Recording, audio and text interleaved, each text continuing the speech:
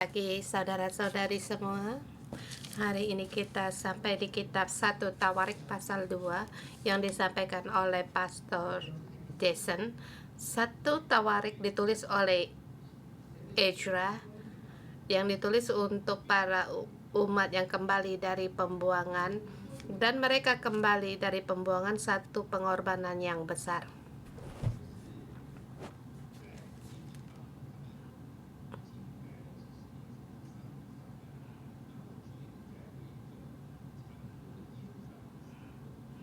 Jadi di tempat itu mereka tinggal bertahun-tahun, kembali ke tempat yang telah dirusak di Yerusalem.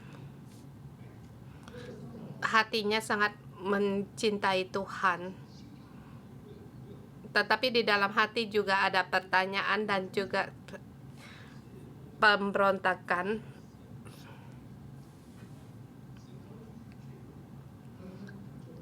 Suku kita yang demikian, apakah Allah tetap untuk menjaga dan kita terus bersalah kepada Allah? Negara telah dibinasakan dan dibinasakan lagi, dan Raja Kores mempunyai satu mukjizat untuk memberikan orang Israel untuk kembali, dan ini adalah satu mukjizat, tetapi penghakiman itu sangat jelas. Seterusnya jalan bagaimana melewatinya. Apakah saya harus diam dalam kutukan yang dari turun-temurun, dan bagaimana Allah melihat situasi yang demikian? Dan Tawarik ini untuk menjawab sejarah ini. Jadi lewat seluruh daftar keturunan, silsilah keturunan ini di pasal pertama,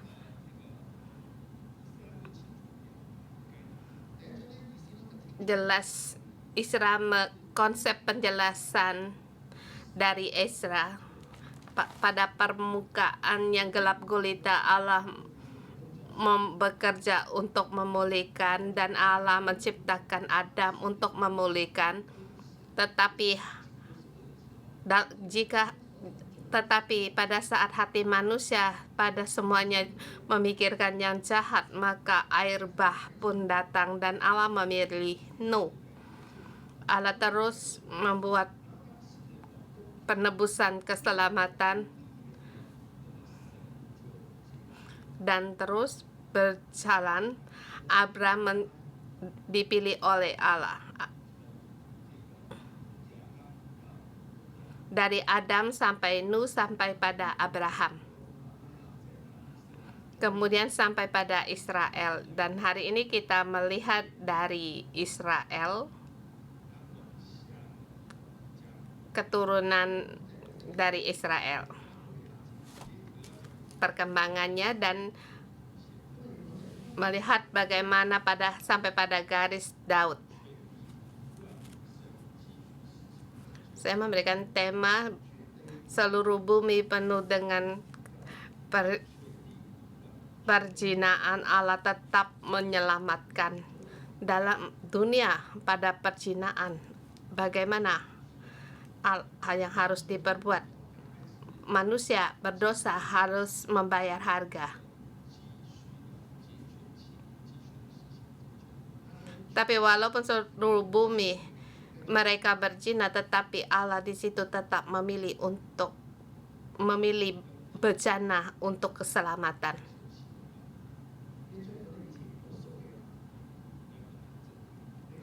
Di pasal ini kalau kamu tak tahu, kamu akan kaget. Bagi saya juga demikian. Poin pertama 1 sampai dengan 8. Allah memilih Israel, Yehuda sampai pada Hijron,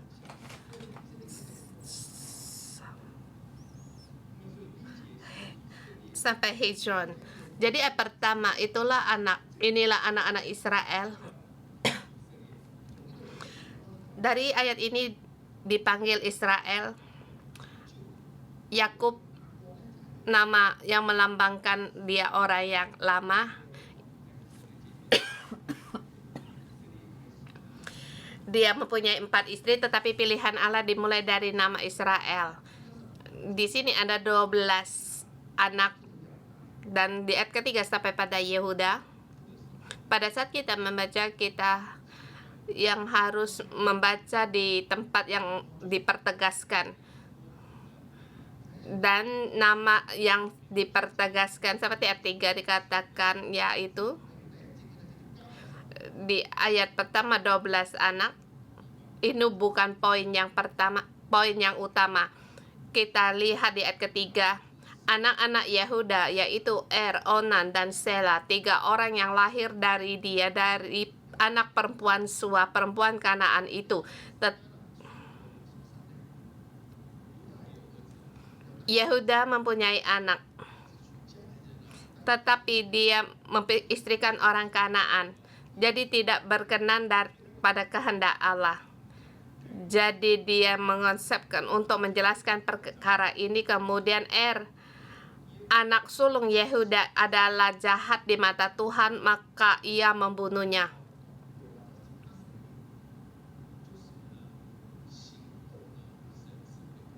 Maka berbuat jahat Allah akan menghajar. Dia menyatakan konsep ini, kemudian yaitu Tamar, menantu perempuan Yehuda, melahirkan baginya Peres dan Jerah. Semuanya anak-anak Yehuda, ada 5 orang.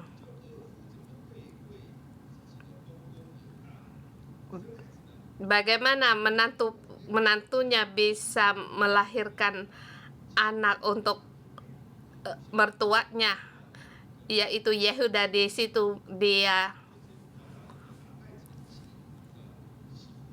situ seperti di tempat pelacuran, menantunya di situ menyamar sebagai perempuan sundal. Dan mengapa menantunya menyamar seperti orang sundal? Sebab dia ingin meneruskan keturunan dari Yehuda ini yang diingatkan Allah, dan mengingat nama Yehuda melacur ini terkenal, sehingga jadi Yehuda dia sangat di situ berzina sampai menjadikan satu seperti kacau. Di sini jelas diingat oleh Tuhan, dan walau demikian Allah tetap mengingat hatinya Tamar. Maka di situ seterusnya anak-anak Peres dan Hezron, dan Peres dan Jerah. Di sini lebih dipilih anak-anak Peres. Di situ kami ialah Ahad yang mencelakakan orang Israel tidak taat, dan barang-barang yang dikhususkan itu.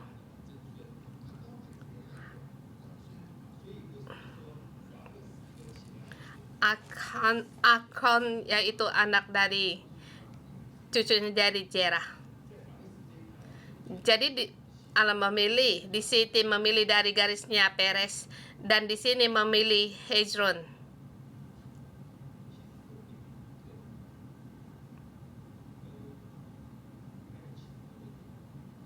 Sesungguhnya di sini setiap keturunan di sini ada soal hawa nafsu. Pertama dikatakan Yakub yang mempunyai 4 istri, kemudian Yehuda dia di situ berzina,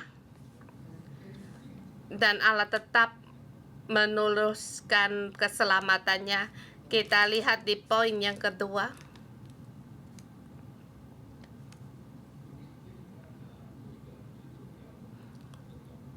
Menyelesaikan pasal ini yang penting untuk pemegalan paragraf yang harus jelas. Jadi kamu dibagikan dari bawah yang jelas, maka kamu akan lebih jelas lagi. Kita lihat di ayat ke-9. Anak-anak yang lahir dari Hezron yaitu Yerameel, Ram, dan Kelubai. Ram memperanakan Aminadab.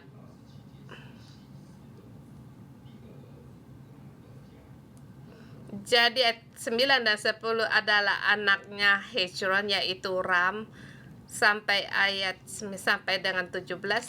Saya bagikan pemenggalan 8:14. Kalab bin Hezron memperanakan Yeriot dari Azuba istrinya,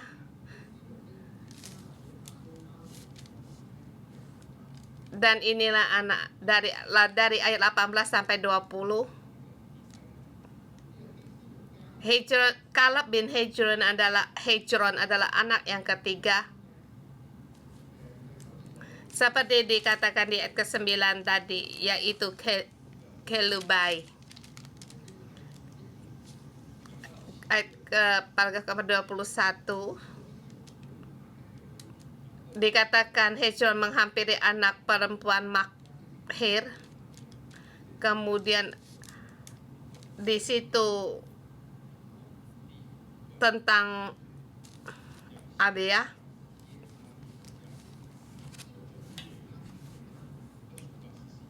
Ayat 25 mengatakan anak Yeremiel, anak Hezron, anak sulungnya Buma.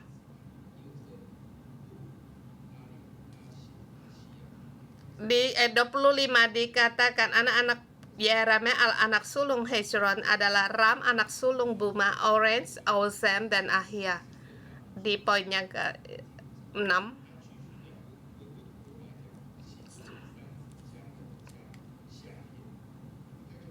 terus dikatakan tentang anaknya keturunan dari Hezron.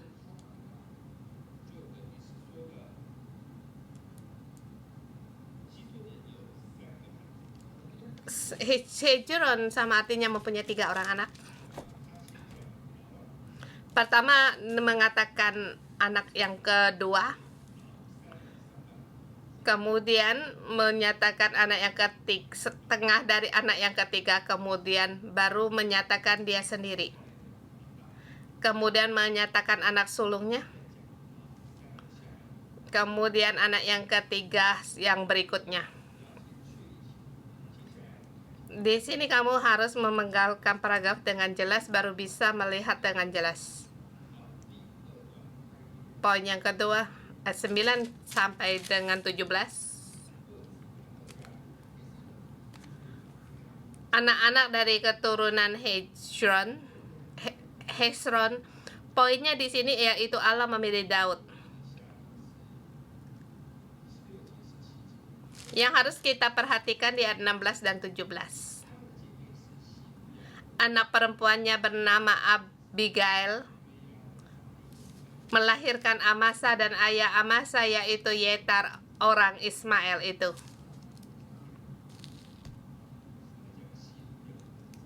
Mengapa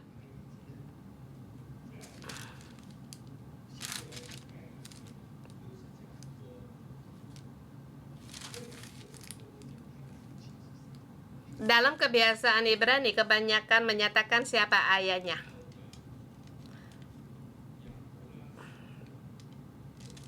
Seperti anak Abraham, Ishak bin Abraham. Di sini menyatakan nama ibunya. Ibunya mempunyai 3 anak. Ayahnya di mana? Jadi ini tempat yang dipertegaskan. Mungkin tidak tahu siapa ayahnya. Jadi tidak tertulis.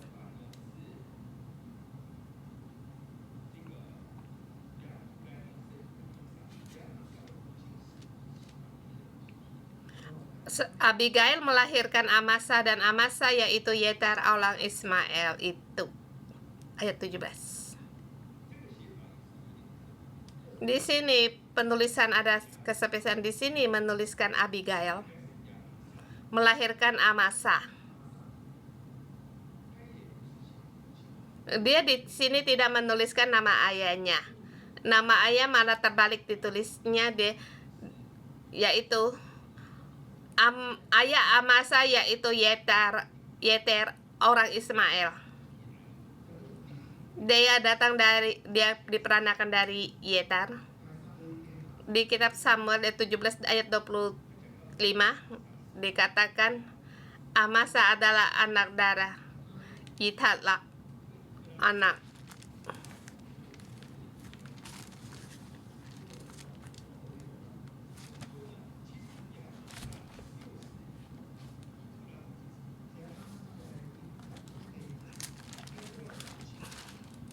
Di sini Amasa ayahnya Yetar.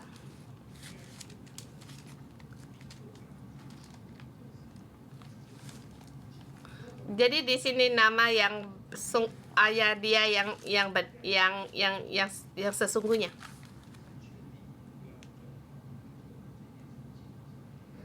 Di seluruh bumi dalam percinaan semuanya ditulis.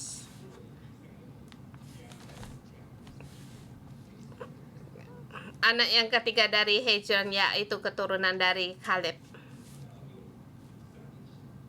Mengapa harus dengan yang sebagian atau atas dan bawah?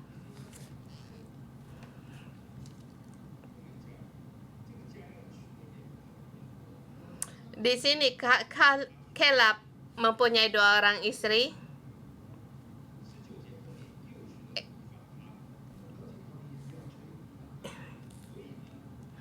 Dan yang juga memperistrikan juga. Jadi di sini Kaleb mempunyai semuanya 3 orang istri.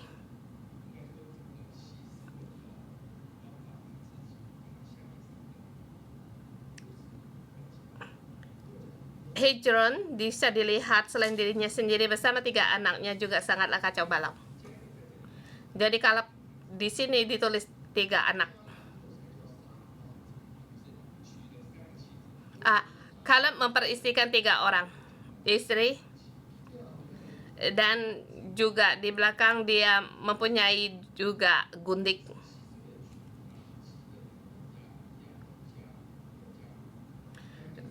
Di ayat 21 Kaleb bin Hezron memperanakan Hezriot dan Azuba istrinya. Kemudian di situ bisa dilihat di ayat 21, sesudah itu Hezron menghampiri anak perempuan Maktir. Dia mempunyai 2 istri. Di sini tidak tertulis ini anak perempuan siapa, di depan ada.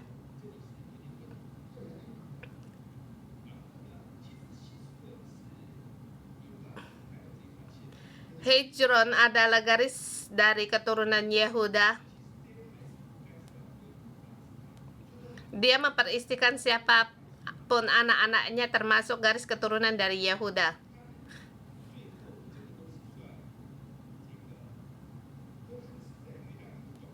Mereka berada di Singa Yordan Timur, termasuk dari suku Manasye.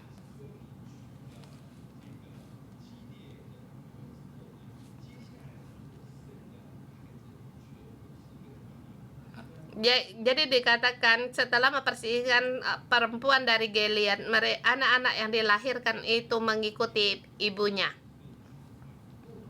Di sini ditulis dia berumur 60 tahun memperistrikan perempuan itu. Tidak tahu apa ini memang satu di pertunang atau gimana lah, sebab dia di sini 60 tahun baru mengawini perempuan itu. Kemudian 24 sesudah Hezron mati, Kaleb menghampiri Efrata. Dia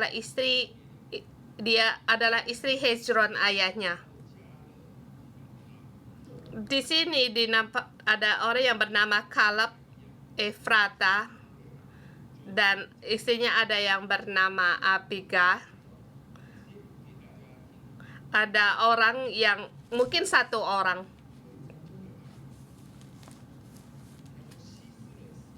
Sesudah Hezron mati, Kaleb menghampiri Efrata. Dia adalah istri Hezron ayahnya. Maka perempuan itu melahirkan baginya Asyur, bapak Tekoa, yaitu ayahnya meninggal, masih tinggal ibunya. Dan anak yang ketiga ini, karena ketiga itu mencari ibunya, kemudian melahirkan anak. Jadi ibunya mempunyai nama, yaitu Abia. Tetapi terjadi hal ini, nama ibunya diganti satu nama, yaitu Efrata, yang menyatakan dia orang dari keturunan Kaleb. Kalau menjelaskan ini sulit bagimu, satu yang hubungan yang sangat kacau balau. Ayat 25 sampai dengan 41 seterusnya. Ayat 25 menyatakan yaitu anak sulung dari Hezron, yaitu anak Yeremeel, dan seterusnya. Ayat 25 sampai 41. Ayat kita lihat 46. Tetapi Yeremeel mempunyai seorang istri lain bernama Atara, dialah ibu Onam.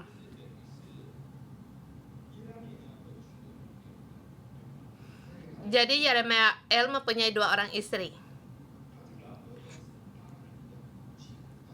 Pertama istrinya yaitu ibunya Onam. Menulis demikian, adakah satu keanehan bukan? Seharusnya dia mempunyai seorang istri melahirkan Onam, bukankah itu lebih jelas, lebih sederhana? Tapi di sini untuk dipertegaskan dia ibu Onam. Onam adalah yang dilahirkan dari ibunya. Dari siapa ayahnya tidak tertulis.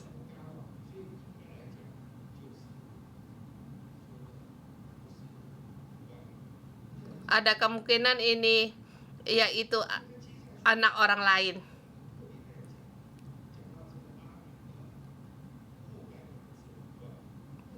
Dan seterusnya meneruskan keturunan dari Onam, dan di situ dipertugaskan mereka tidak mempunyai anak. Ayat 30, Selet mati tidak mempunyai anak. Ayat 31, ayat 32, Yetan mati dengan tidak mempunyai anak. Kemudian 34, Sesan tidak mempunyai anak laki-laki, hanya perempuan. Jadi dari keturunan Onam, garis keturunan mereka telah putus. Jadi ada waktu kamu tulis daftar dan dibikin seperti silsilah, itu lebih jelas. Ini bertegaskan adalah ibunya Onam. Dari garis keturunan Onam ini di situ mempertegasnya semua tidak punya anak laki-laki, hanya anak perempuan. Ini adalah anak dari keturunan Yeremeel. Setiap garis pun sepertinya kacau balau. Poin ke-6.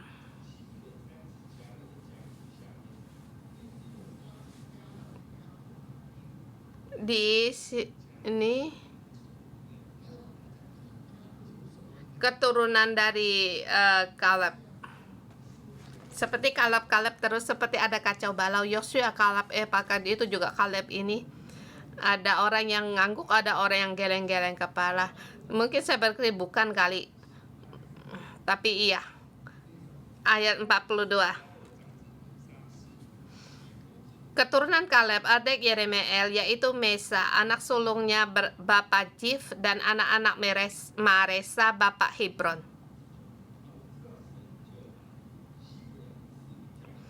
Kita tahu bahwa Allah memberikan Hebron kepada Kaleb. Jadi keturunan Kaleb adalah suku dari Hebron.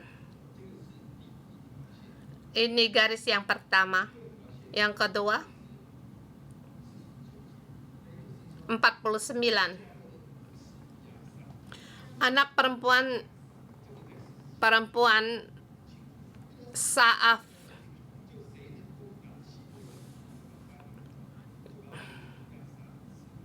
Di sini siapa yang bisa mengatakan Hebron akan memberikan anaknya Aksa kepadanya?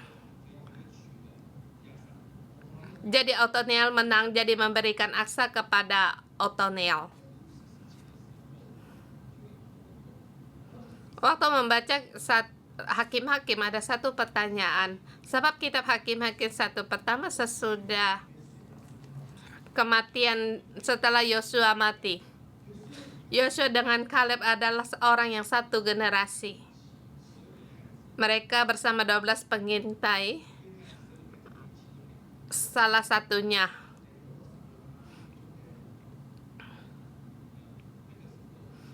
pada saat itu Kaleb 49 umurnya, 45 umurnya.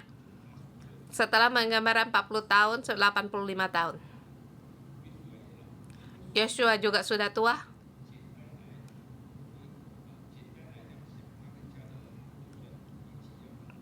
Kita sederhana saja, kita mengatakan Kaleb dengan Yosua sebaya umurnya. Yosua umurnya 110, mungkin Kaleb mungkin 110 juga. Dan jaraknya mungkin tidak jauh. 110 mempunyai seorang anak. Dan umurnya berapa umurnya kira-kira? Mungkin sekitar 20 tahun, lebih menarik. Jadi jarak umur yang sangat jauh. Di sini kita bisa melihat garis keturunan yang jelas. Ayat 46. Eva guntik Kaleb melahirkan Haran, Mosa, Gajes. Kemudian ayat 48, guntik Kaleb yakni Makaka melahirkan Seber dan Tirhana. Kau menuliskan anak perempuannya juga Saaf. Jadi di sini untuk memberitahukan bahwa Kaleb mempunyai 2 orang gundik. Di depan ada 3 orang istri.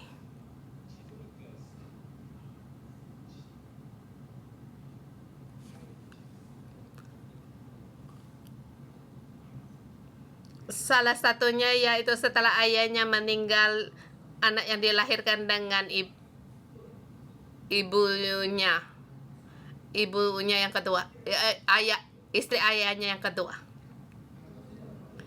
Kalau ditulis dengan agaknya kurang bagus kesannya.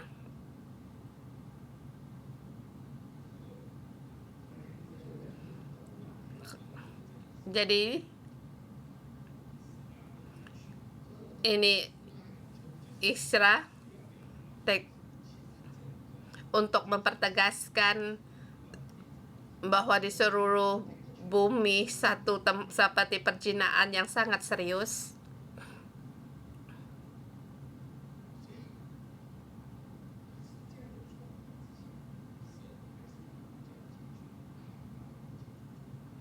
Dalam keadaan yang demikian, Allah terus memilih Daud, dan Daud punya masalahnya sendiri yang akan diutarakan di pasal berikutnya. Kita lihat di sini garis keselamatan ini sulit untuk dilalui.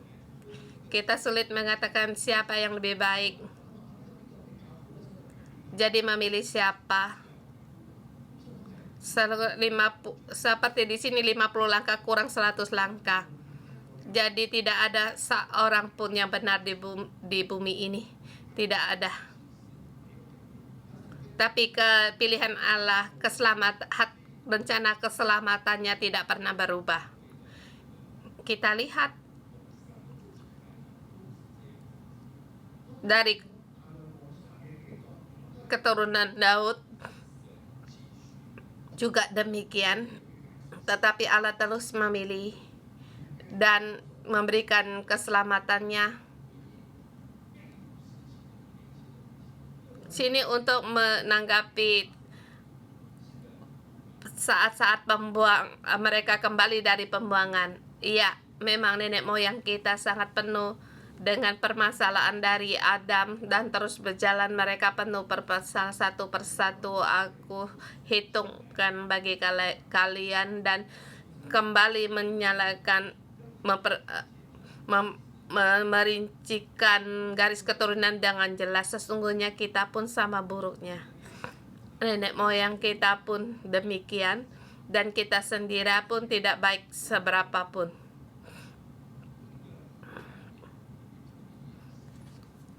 Keturunan kita berikutnya pun ada kemungkinan penuh dengan masalah, tetapi Allah terus menyelamatkan, memberikan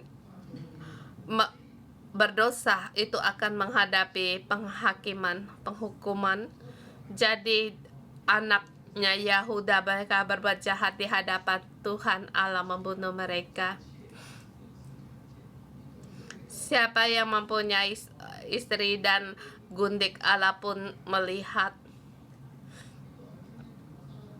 Siapa yang di luar pernikahan mempunyai anak juga Allah tahu. Siapa yang menghampiri ayah istri ibunya dan mempunyai anak, di situ Allah pun tahu. Dalam pernyataan demikian bukan menyatakan kita pun sangat buruk, seharusnya kita pun layak untuk dihukum, bukan demikian. Memang seharusnya kita yang mati, tetapi Allah satu dari generasi ke generasi kan memberikan keselamatan, menyelamatkan. Jadi kita terhadap sesama kita harus pernyataan Quran. Jangan mengharap terlalu tinggi dan juga jangan kecewa, sebab bukan demikian dan tidak seperti yang kamu pikirkan yang begitu baik, dan juga tidak seburuk apa yang kamu pikirkan. Dan Allah bagaimana memilih Yehuda, sebab Yehuda untuk menyelamatkan adiknya, dia dilera untuk di penjara pada saat Yosef untuk menghalangi Benyamin pulang, dan dia di situ mengatakan Benyamin itu mencuri. Jadi di situ keberanian Yehuda untuk sebagai menanggung.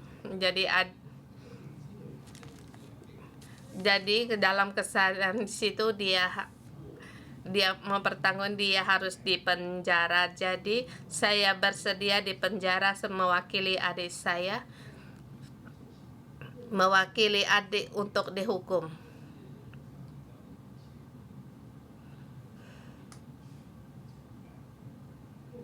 Ya, Allah menciptakan manusia ribuan tahun, orang yang bersedia mewakili kesalahan orang untuk menanggung. Jadi keselamatan itu datang dari keturunan Yehuda. Ya, memang dalam kekacauan bala, dalam perzinaan itu memang benar.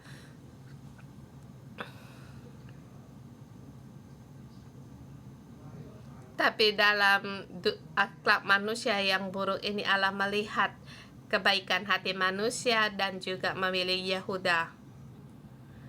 Walaupun seterusnya dilihat satu perzinaan, hawa nafsu.